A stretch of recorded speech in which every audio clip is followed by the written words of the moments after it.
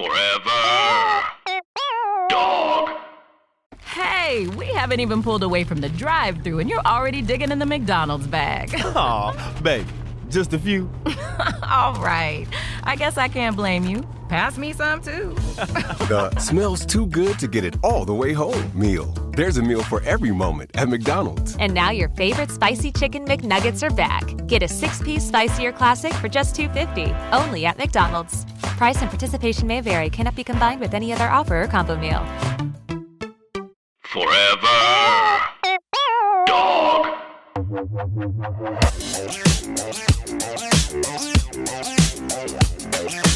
Welcome back, everybody. It's Michelle Collins. We've taken a 2-day break since episode 1. I'm here with Jackie Schimmel. Jackie Schimmel is an absolute star. She's the host of The Bitch Bible. She is, you are. She has sold out merch, for God's sake. Follow her at Jackie Schimmel. Throw her a 5-star review of The Bitch Bible. We're here. I'm in Tampa, Florida. Oh, no, actually, when this episode comes out, I will be in Miami. So, Jackie, have your parents been vaccinated yet or no? My mom is passed, so my dad is not qualified yet. That's okay. No, my dad's is not old enough to get vaccinated. How old is your father? He's 63. I don't want to give a blind item away on the show, but I have to because I just did something that I've oftentimes made fun of in a way. I just did something that I have made fun of someone else for doing, which is I once worked on a show. You know it's coming, obviously. I just did something that was so horrible. I'm actually like... I love it. I knew you would, and I'm going to say it. I worked on a show. I will not say which show or who. We had a guest come on, a beloved guest. May I just say someone I know you fucking love, and I will text you after who. We learned that this guest's mother had passed, and we told our host, whatever you do not bring up the mom, you know. And Jackie, I genuinely obviously did not know, obviously, but it's everyone's worst nightmare to lose. No, but genuinely, everyone's worst nightmare, lose your mom. Like, I can't imagine, etc. Fourth question out of the host's mouth. Oh, no. Your mom must be so proud of you. And, yes, and we were all watching, like, I mean, they cut to me and I was just like Ophelia, like in the river, dead, coins on the eyes, like good night and good luck, dead. Because it's so awkward. It's so awkward. Well, anyway, I just did it to you. And you're so nice about it. No, that's okay. So Brandy Glanville did it to me really, really terribly. I went like right back to work and I was like trying to distract myself. We won't get into it. It's a long, sad story, whatever. So Brandy Glanville says to me, I did her podcast. This is 4 or 5 years ago. She's like, we start recording and she goes, I can't believe your mom just died. I don't even know how you're here.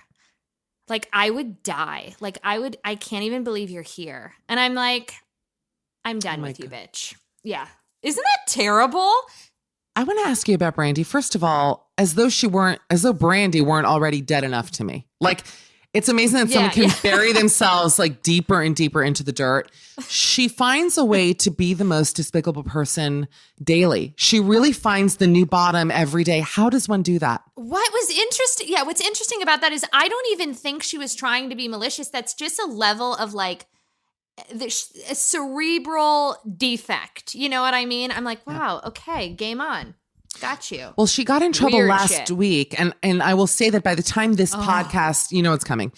By the time this podcast is released, because we're shooting it about a week beforehand, it is possible that that famous article has come out. So no, it's actually kind of funny because I believe by next Thursday we will know more.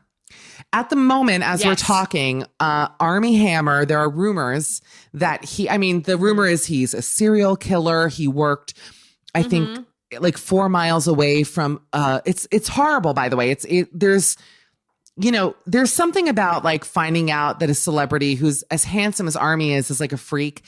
And then you find out that he's like, really, really fucked up, a rapist, allegedly putting it out there. But, yes, allegedly. And you're like, oh, this went from being kind of like, oh, he's quirky and fucked up to like, oh, he's a criminal and the guy should be behind bars. And that's where we're at, I think, now. I think so too. I mean, it is going to be very interesting to see how this fucking plays out.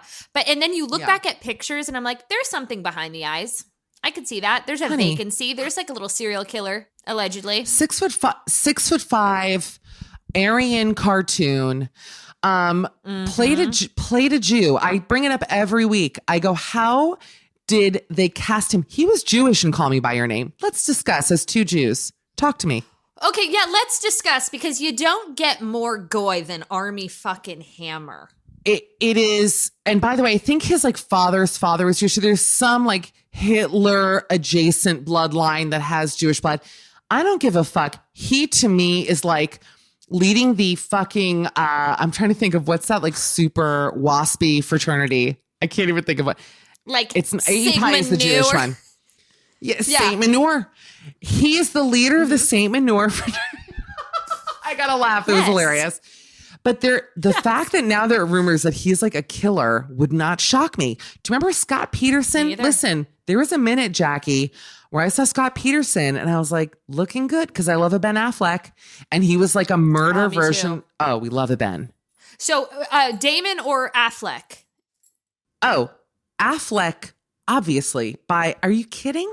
I know. Well, a lot of people would say Matt Damon because, you know, Ben Affleck got that weird back tattoo and he's a little off the rocker and he's a little bloated. And Matt Damon's like this wonderful family man, allegedly. I know. I would go Affleck. I like him big. I like him small. I like him tatted. I like him feeble. I like him drunk. I'll take him any way I can get. I want to give a sensual massage to that Phoenix back tattoo in ways that physically I cannot describe. The fact that he's like losing breakup weight right now because that Anna girl broke his heart and he's looking so like, he's so gaunt. Love it. He is so gaunt. Listen, I love Gaunt. I'm so into Gaunt. Like I'm trying to such idiots. Me too. I don't know what that is. It's new for me because I used to like kind of like bigger, Jewy, funny guys. Like I was really into like a Seth Rogen or that type, even like Leo DiCaprio when he was bigger. Like I was like into like kind of a burly dude. And I don't know what happened in the past few years. I really like him feeble and fragile and gaunt.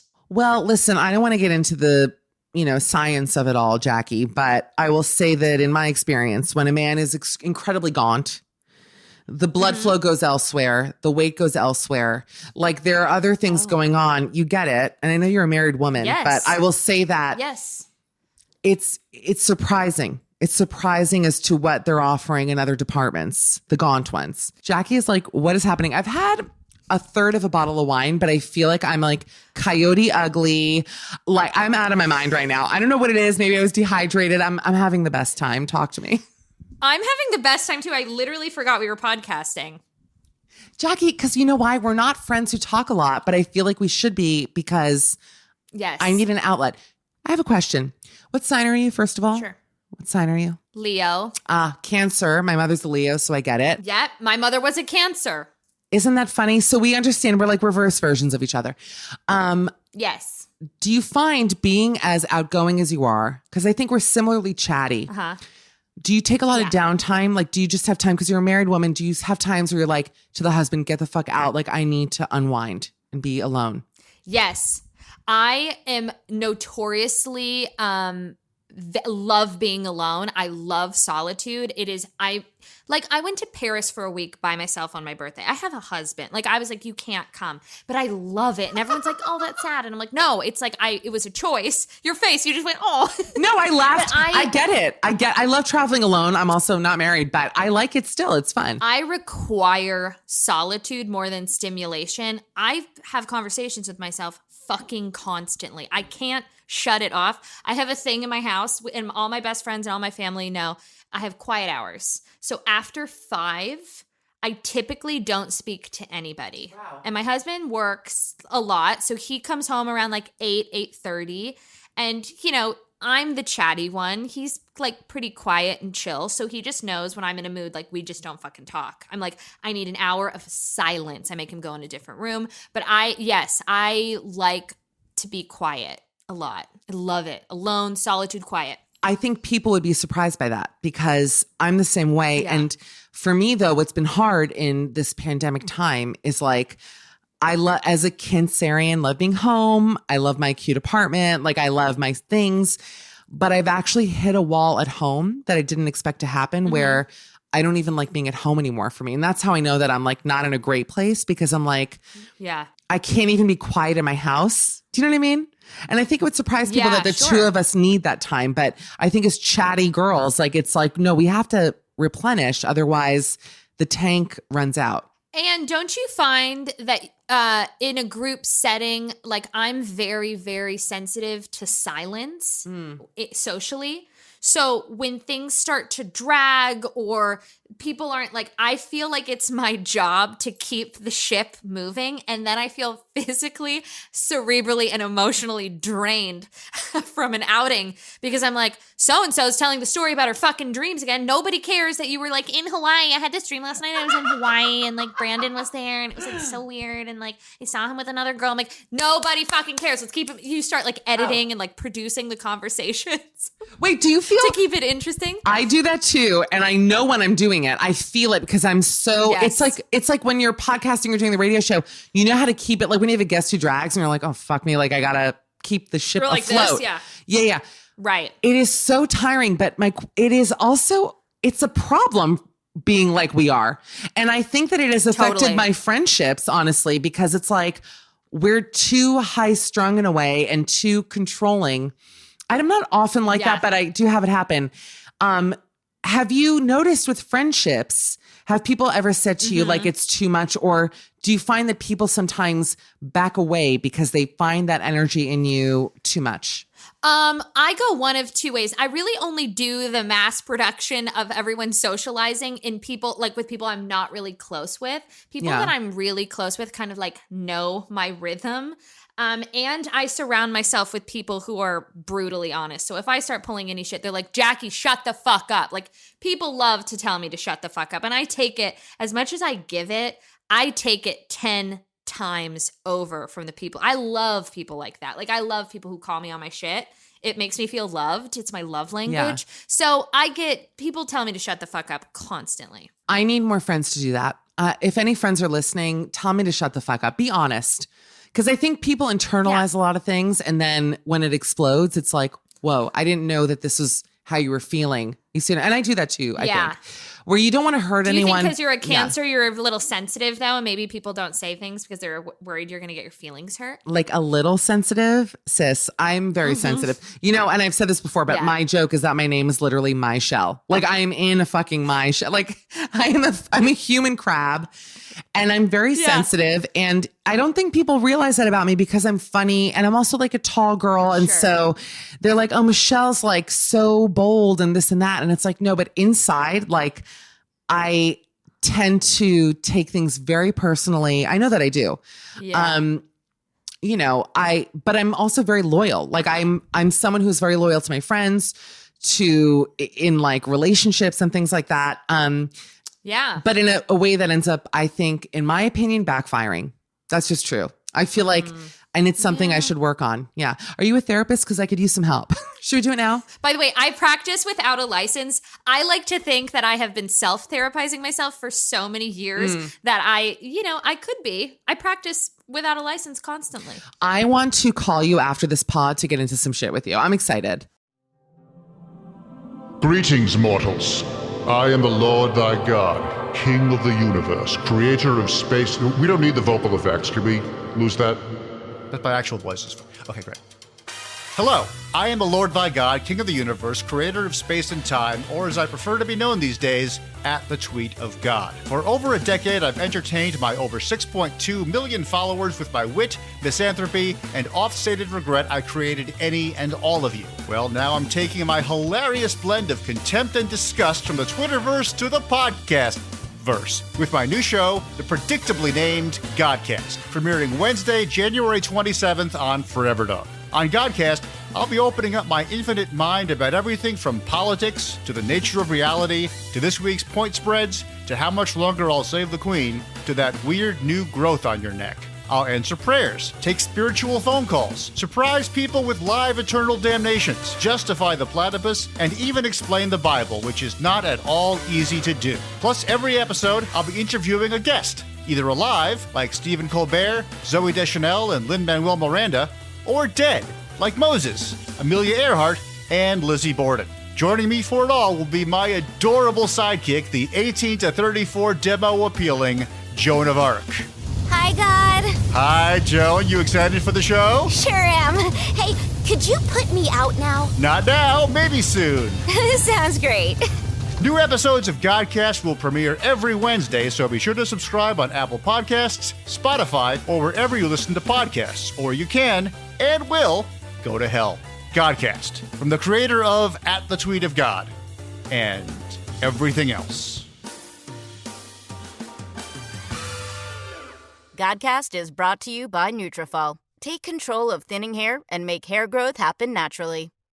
Hey, this is Gabe Gonzalez, and I host the brand new podcast, Queerty. And this is Alex Berg, and I host the brand new podcast, LGBTQ Nation. Two brand new podcasts made lovingly just for you. On Thursdays, I sit down with the best LGBTQ journalists, activists, and politicians to discuss the most pressing topics in the community. And on Fridays, I end each messy week right by sitting down with the funniest, smartest, and sexiest people in the world to talk pop culture, entertainment, news, and more. LGBTQ Nation and Queerty, politics, and pop culture. On Thursdays, you cry. On Fridays, you laugh. No, it's not all sad. We have some good news on Thursdays. Okay, like, what am I talking about? These days, you can cry every day of the week. Listen to both shows and get to know everything you need to know. You're already holding your phone, so subscribe to Queerty and LGBTQ Nation today on Apple Podcasts, Spotify, or wherever you get your podcasts. Only on Forever Dog.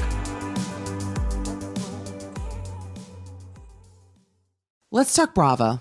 Oh, please. Yes.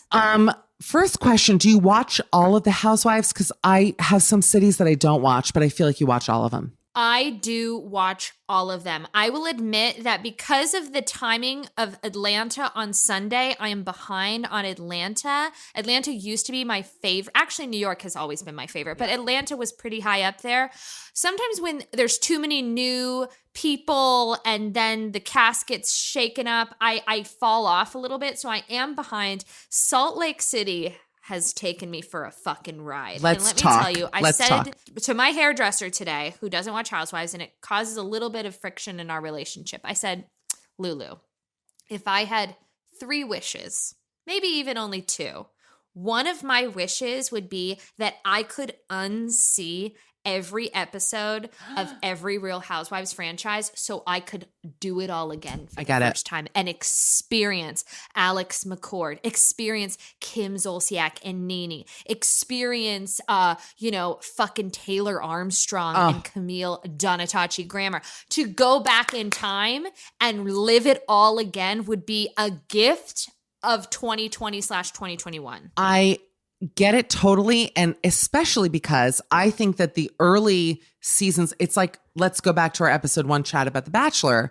When the show wasn't self-realized, when the women on it didn't know the ramifications, they weren't thinking of it in a producer mindset. They were just being themselves. Yes. I'm sure it was still produced, but it didn't feel as produced, at least to the viewer.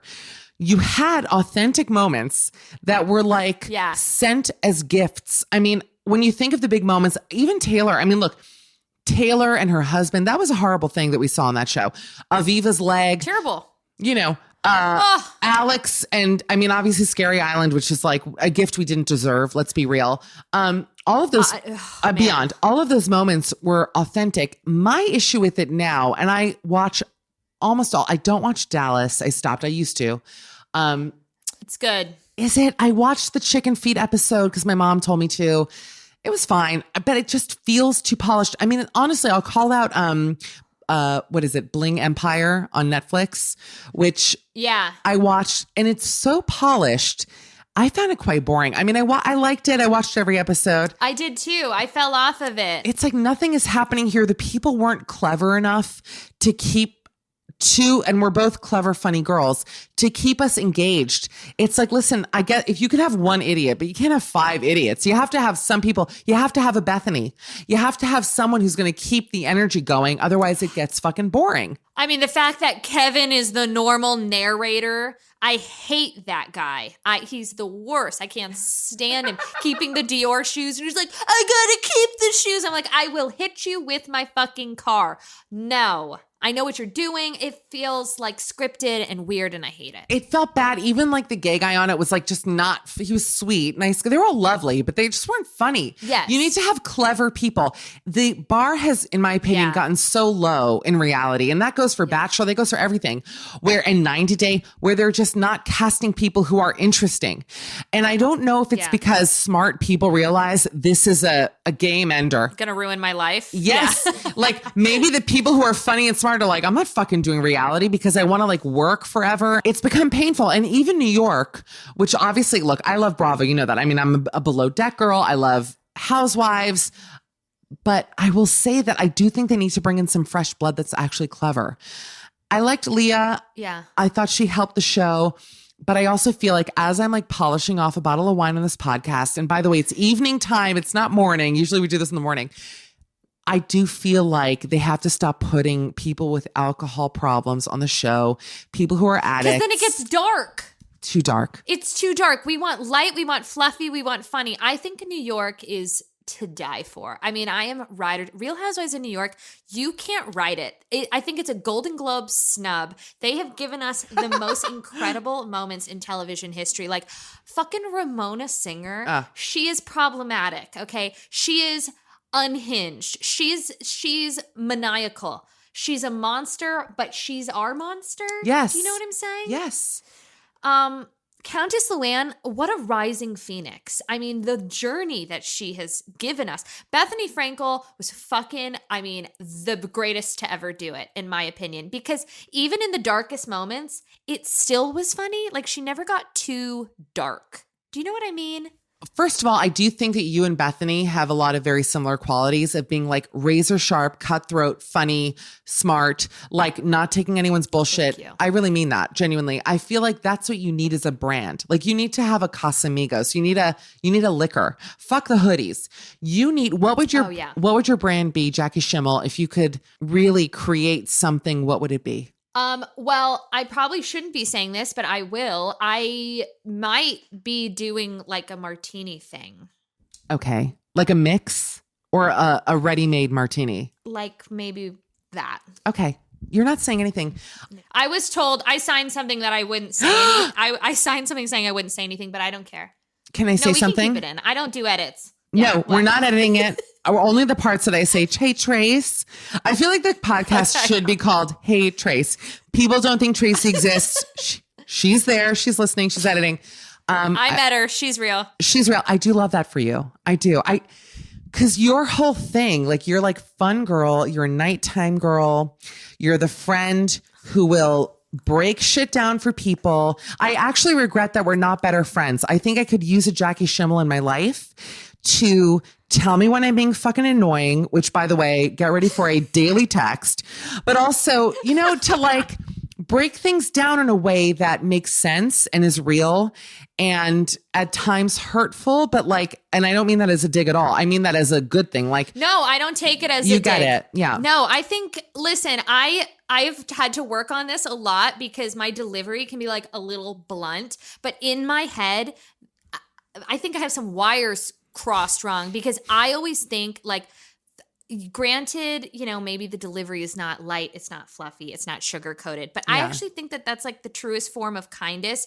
Kindness is if you just say what you mean in a non-manipulative way. If you ask me a question, I'm totally going to answer you 100% honestly. I'm not even going to think about it. It's just going to be a blah, but I think there's something to it. Like I'm never going to talk shit about you. You're never going to hear from Susie down the street. Oh, Jackie was saying this craziest shit about Michelle. Like it's all fucking out there. I'm not I get it. Caught with anything. I get it. So it's acquired, but I never get in trouble with people and I don't have relationships that fall apart because you know exactly what you're fucking getting yourself into. And it's coming from a place of love. That I know. And I really mean that. Are you a gossiper? Are you not a gossiper? And what is your take on gossip? Because gossip can be very fun. Let me say this. Totally. I've worked on myself genuinely since pandemic times. I do feel like when all we can do right now is be with our own selves, or if you're in a relationship with a family, be with your core. That it's so negative. I've really tried to work on not being negative because the world is so fucking negative that it's like you're literally you're drilling into the earth by doing that. And I'm not going to say that I've completely abstained from gossip, but I've really tried my best. And honestly, I think it has made me feel lighter. You know, it's emotionally. Totally. Do you feel, this is how I feel. I only talk shit about people that I don't fucking like and I don't roll with. So it feels so removed to me to talk about people that they're never going to think that I like them if I don't like them. You know what I mean? So, and I do feel that I don't use the term gossip because I talk shit. Like, I don't know if I'm gossiping, but I am talking shit about people that I don't fuck with. And I do think that it bonds people. And a lot of my close friends are just, you know, they're wonderful people. I don't really know why they're friends with me.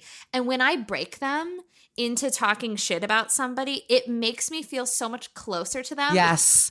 Wait, hold on. Like we've had growth. My dream, let me tell you something. What I'm looking for in a husband is a man who hates the people I hate. Like, that's the thing though, is I'm sitting here like on top of like the mountain being like, I'm so fucking above. I'm not above. I'm a piece of shit. I'm a garbage person. Everybody is. We love it. It's fun. No, but then when, you know, it's like one of those things where, how do I put this? I'm trying to surround myself with people that I don't have to talk shit about, you know, because I feel like then That's the key. Yes. That's the key. That's the secret to being able to talk shit openly with like a non-guilty conscience, is because if they're not in your vortex, it doesn't fucking matter. Yes. You know, and I talk shit about strangers. Me and Andrew went to the grocery store this weekend. There was a man that walked in right next to us, and I looked at Andrew and I go, I fucking hate that guy. I get it. Like, I hate his face. I just hate him. I don't know why. I hated the way he was walking. I hated his shorts. I hated his energy. I fucking hated him. And my husband's like, what the fuck is wrong with you? And I'm like, sometimes I see someone chewing a certain way and I hate them. Can I tell you a story? It's not that strong of a word. You're going to love this story because you just triggered a memory in me. I go to Amsterdam for the first time, I want to say 2 years ago. I'm at the Anne Frank house. Jackie Schimmel. Okay. You're going to hate this. I like where this is going. I knew you would. I'm in. And the way it works at the house, have you ever been to the Anne Frank house? I know Justin Bieber has been. Have you been? Of course.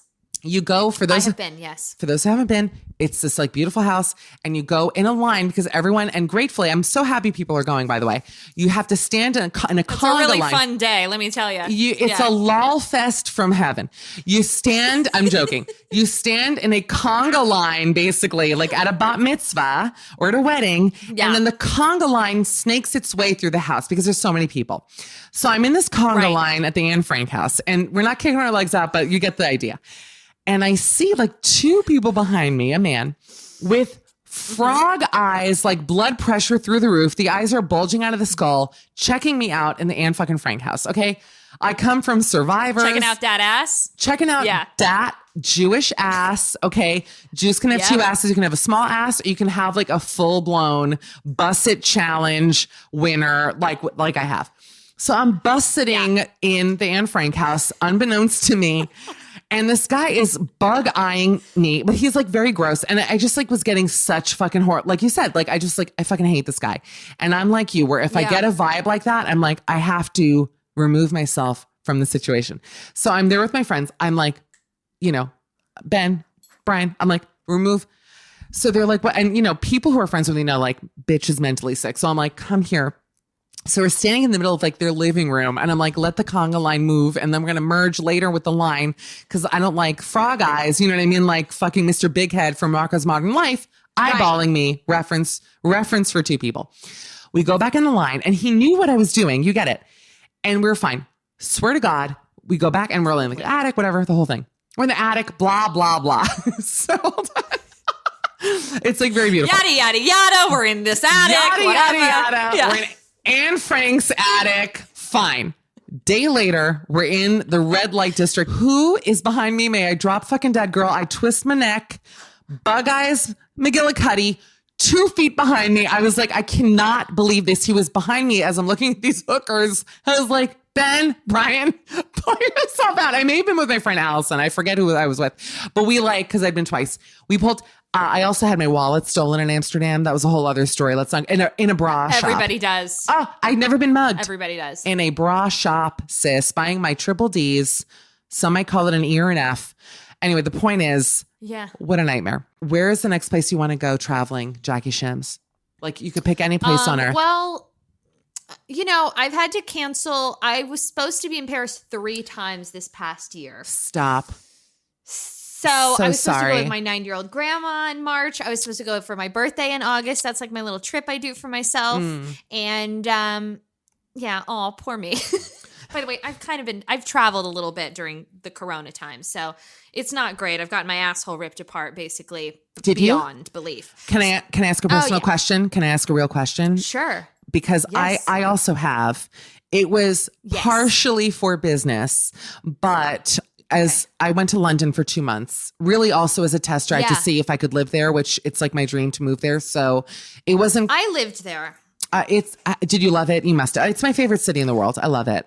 I lived in Notting Hill part-time for 5 years. So yeah. I mean, Why? it was amazing. What brought you there? Was it a man? Yes, my husband. He did all the music for the X Factor. So we would go for the show. He oversaw all the music and worked with the contestants and then did their albums afterwards, and One Direction. So he would go every year to do the One Direction thing. Just for the listeners at home, I want to describe my bodily functions while listening to this. I'm physically dizzy from jealousy. I am fainting from I had no idea. That is, you've lived a life. It was great. It was a good time. Yeah, I miss it dearly. How did you and your husband meet, may I ask? I snuck into a bar with fake ID and met, and then my best friend came with me who went to Berkeley College of Music with my husband and introduced us. And then we went on a date like 2 days later. Where'd you go to school? Me? Yeah. Nowhere. Yeah, full dropout. I went to a community college for 1 day and then I dropped out, and then I took one class at UCLA Extension, and then I told everyone I graduated UCLA with broadcast journalism major. Didn't go. Nope. Zero. Is your family so proud that you saved them like $150,000? Because honestly, what is the point of college is the question. Go on. Well, funny story. I lied about being enrolled in college for like almost 2 years. Wait, 2 year family? And were they paying for school? I was in community college classes, so it wasn't really like a huge thing, and I had to be enrolled to get my internship. So it wasn't like they were coming out of pocket like tens of thousands of dollars. It was like hundreds of dollars because I was like minimally enrolled. They had a really hands-off approach. So they weren't too mad. They were actually happy because I secured a job like before. And then they cut me off. It's funny. Oh, did they? 100%. Oh, yeah. Really? Out of anger or just out of like you're an adult, fend for yourself? Out of like you've been lying about being enrolled in school and we've been paying your rent and for everything and you've had a job for 6 months and now you're not going to college anymore. So give it a go, girl. But they helped a little bit. They helped me. It wasn't like, nothing dramatic. I could always call and whatever. But yeah, I was pretty much on my own there. You're inspiring me if I ever have children, which by the way, time's a ticking. But if I ever have kids, I honestly would be fine with them not ever going to college. I'd be like, please at the time, it'll be like probably $300,000. Take it or more, actually. Take it and run. Totally. Take the money and live a life. Go to Europe. Go abroad. It's a waste. It is a waste. I totally agree. It wasn't for me. I wasn't going to learn jack shit. I'm like, I'm not going to take fucking writing tips from Mrs. Bartley with her blue eyeliner and her acid wash jeans. Like, we're good at community college. Like, thanks for your fucking notes. I'm good. What was your first job? I was a camp counselor. I lost like 3 children. I used to get them to come out. They were like 6. There was a kid who I knew was gay. He was like 5.5. And I would do those ink blot tests. And I thought that I was doing like this really good deed to try to get him to come out. At 6? It wasn't. He got pulled from the camp. No. Yeah, I just had a feeling. He got pulled from the camp by his parents? Yeah, his mother was like really Bible-y and thought I was corrupting his. He loved me, by the way. Well, noi doi, of course. Hello. Yeah, I was a camp counselor for like 6 years. I would be in jail if I was a camp counselor now, but at the time it was great. We'd go to Hurricane Harbor. I'm like, meet you guys at the lemonade stand at 3 p.m. I'm going to get a tan. Don't drown. See ya. By the way, I actually meant first job like instead of college, but what if you were like conversion therapist? That was my first. Yeah. I did conversions. I worked at Extra. That was my first job. Oh, that's fun. That makes sense. That clocks. Yeah. Can I just say about Jackie Schimmel, because she has a call in 3 minutes, so I want to make sure I promote. I realize that this past hour and 18 minutes has been a total nonsensical journey through nothingness. But in a way, I will let everyone know that mentally, it's evening time. I said, Jackie Schimmel is such a star. I feel like we were funny. We were ourselves. So funny. We talked about things. Last time I did your podcast, which I think was years ago, in Michael Davies' office. That's the last time I did it. It was a while ago, girl. Yep. That was a while ago. I'm sure you remember. I had the best time with you when I met you. I was like, this is my kind of girl. So fucking smart, so funny, and warm. Likewise. Genuinely, adore you so much. And you have to come on my show. I want our listeners to know what a real podcast feels like. So I would love to do your show, because I know that you're going to actually have questions and things prepared. But Jackie Schimmel, I don't prepare anything. I'm on the same boat as you. I'm like a fucking terrible podcaster. I'm a literal idiot. But Jackie Schimmel, a genius. Follow her if you don't, at Jackie Schimmel on Twitter and Instagram. If you don't already, subscribe to the Bitch Bible, which is just so... You're brilliant. Your live shows, I was watching clips of you at your live shows, and I'm like, this is Beyonce. This isn't some fucking podcaster. This is a real, you have a stage presence genuinely that is really admirable. And you should know that, because I really don't feel that about a lot of people. And watching you, truly. Really? I'm not just saying it to you. Thank you. I'm no lie. I also feel this about me, but it's rare that no, truly. But it's rare that you see someone on stage who can control an audience and make them die laughing and who worship you. And you do that. So Jackie, you're just such a brilliant person, and keep it up. You're amazing. Genuinely. Love you. Thank you. Yeah. And I feel the same way about you, babyface. Babyface, you're the best. Leave her a 5-star review. She fucked it up. You get it. Just leave it a 5-star. I did. Leave us a 5-star too, and write a nice review. Our reviewers genuinely, I'm like, wait, is it Noam Chomsky listening? I mean, the most brilliantly written reviews. I'm pushing it at 7:28. She's got to go. Jackie Schimmel, I adore you. Thank you for doing the show. Of course, anytime. I'll be back. Air kisses. She's got a call. We got to run. We'll be back next week, everybody. Stay safe, double mask, and we'll see you then. Bye.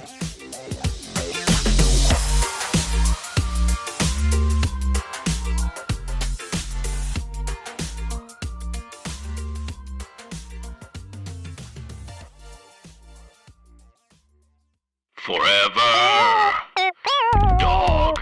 This has been a Forever Dog production. Midnight Snack with Michelle Collins is executive produced by Brett Boehm, Joe Cilio, and Alex Ramsey. Produced by Tracy Soren. Original theme music by Gabe Lopez. Cover art by Ben Wiseman. To listen to this podcast ad-free, sign up for Forever Dog Plus at foreverdogpodcasts.com/plus. Check out video clips of our podcasts on YouTube at youtube.com/foreverdogteam. And make sure to follow us on Twitter, Instagram, and Facebook at Forever Dog Team to keep up with all the latest Forever Dog news. News.